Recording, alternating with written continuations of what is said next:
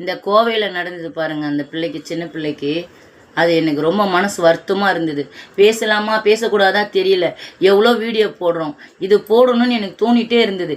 என்னன்னா அவனுக்கு தண்டனை கொடுக்கணும். என்ன தண்டனை கொடுப்பீங்க? துண்டு துண்டு அவனை வெட்ட சொல்லுங்கள், வெட்டி வைங்க. எங்கன்னா ஒரு இடத்துல வரவங்க போகிறவங்களாம் பார்க்குற மாரி வைங்க. சிஎம் சார் எவ்வளோ பார்க்குறீங்க நீங்கள். இதை பாருங்கள் முதல்ல. இந்த மாதிரி பண்ணக்கூடாது. பெண் பிள்ளை வச்சுக்கிறவங்களாம் எவ்வளோ வருத்தப்படுறாங்க தெரியுங்களா? நிம்மதியாக இருக்க முடியல. போய் வர வரைக்கும் பயந்து பயந்து வாழறோம். அதேமாரி கணவர் இல்லாதவங்களுக்கு நான் சொல்கிறேன், ஒரு கணவரை எடுத்துக்கிறீங்களா, எடுத்துக்கங்க. அவன் நல்லவனா கெட்டவனான்றது அப்புறப்பட்ட பிரச்சனை. அவன் வீட்டுக்குள்ளே வரலாமா வேணாமான்றது நீங்கள் முடிவு பண்ணணும். ஏன்னா அவன் வீட்டுக்கு வந்து போனவன் தான் சொல்கிறாங்க. அவன் வீட்டுக்கு வந்து போனவனை உள்ளே சேர்க்கலாமா வேணாம், அந்த தாய் யோசிச்சிருக்கானா? அவங்க அந்த தாயை தப்பாக அந்த குழந்தைய தப்பாக நினைக்க மாட்டான். இன்னும் நிச்சயம் இருந்திருக்கு பாருங்க.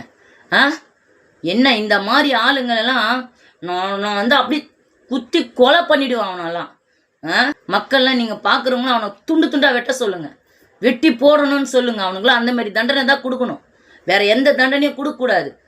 அவனுக்கெல்லாம் இதுதான் தண்டனை. அப்புறம் நான் என்ன சொல்கிறேன்னா, பெண் பிள்ளைங்க வச்சுக்கிறவங்க ரொம்ப ஜாகிரதையாக இருங்க.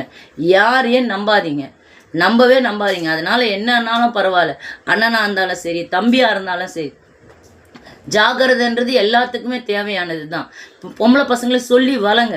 யாருன்னா தப்பாக டச் பண்ணுறாங்களோ அது பண்ணக்கூடாதுன்னு சொல்லி வளங்க.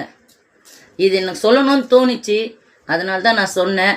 யாரையும் வருத்தப்படுறதுக்கோ பேசுகிறதுக்கோ கிடையாது. எனக்கு மனசு அப்படியே வெறியாக இருந்தது, அதனால தான் பேசிட்டேங்க.